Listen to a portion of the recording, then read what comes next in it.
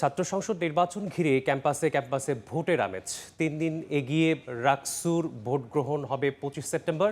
বিস্তারিত জানতে এই মুহূর্তে রাজশাহী বিশ্ববিদ্যালয়ে আছেন সহকর্মী সাইফুর রহমান রকি। সরাসরি যাচ্ছি তার কাছে।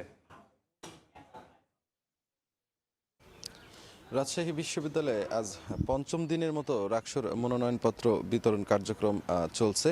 তবে এখনও সেই কার্যক্রম শুরু হয়নি। আপনারা জানেন যে গতকাল রাজশাহী বিশ্ববিদ্যালয়ে এই রাকসু নির্বাচনের যে তারিখ সেটি কিন্তু 2 দফা পিছিয়ে গত 25 সেপ্টেম্বর করা হয়েছে এবং সেটি শিক্ষার্থীদের দাবির প্রেক্ষিতে পাশাপাশি যারা রাকসু নির্বাচন পরিচালনার দায়িত্বে আছেন তারা যেটি জানিয়েছেন যে শিক্ষার্থীদের দাবিও যেমন ছিল রাকসু নির্বাচন এগিয়ে নিয়ে আসা, পাশাপাশি সনাতন ধর্মাবলম্বীদের একটি উৎসব ছিল, যে কারণে আসলে এই সময়টি 28 তারিখ থেকে 28 সেপ্টেম্বর থেকে আবার কিন্তু 3 দিন পিছিয়ে 25 সেপ্টেম্বর করা হয়েছে।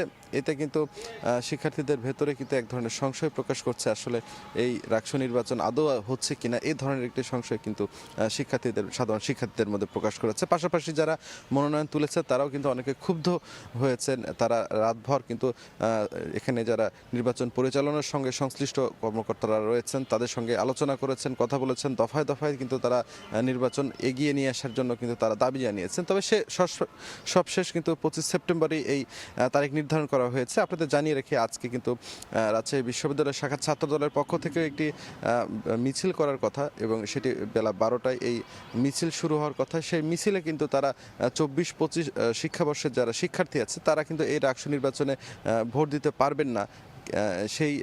কেন তারা ভোট দিতে পারবেন না, তাদেরকেও এই ভোটার তালিকায় অন্তর্ভুক্ত করার দাবিতে ছাত্রদলের একটি ক্যাম্পাসে বিক্ষোভ মিছিল রয়েছে।